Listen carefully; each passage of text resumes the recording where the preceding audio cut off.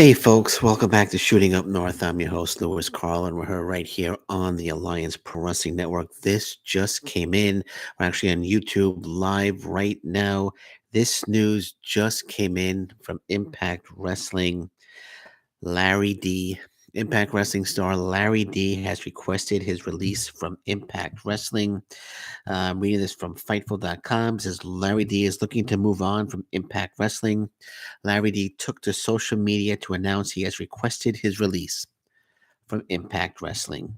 Here's the tweet from Larry D. It says, I love Impact Wrestling with all my heart. I've been able to achieve things I'd never imagined. With a heavy heart, I've requested my release and am eager to make waves in other markets. I will be accepting podcast interviews and other media in the coming weeks. You can bet that yours truly is going to try to get Larry D on the show.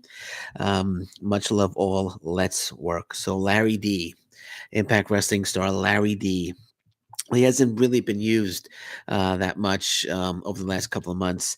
As we know, he was the tag team with the AC Romero. Didn't really do much. I know they tried to do the new character with him. It wasn't quite working out for him. I don't think it fit Larry D. But once again, Larry D has requested his release from Impact Wrestling. I wish him well. I mean, I like Larry D. He's a great talent. Um, I think Larry D and Jake Something, I think they would have been an absolute killer tag team if they put them together. But unfortunately, that's not going to happen. In Impact Wrestling, anyway, it's not going to happen. So once again, Larry D has requested his release from Impact Wrestling. And that doesn't indicate um, whether his release is going to be granted. But I would imagine that they would grant his release. I know the AC Romero actually he asked for his release in October of 2021, and he was they gave him his release. I think they'll grant Larry D his release as well. But again, Larry D, terrific talent. He lost a considerable amount of weight, got himself in some great shape.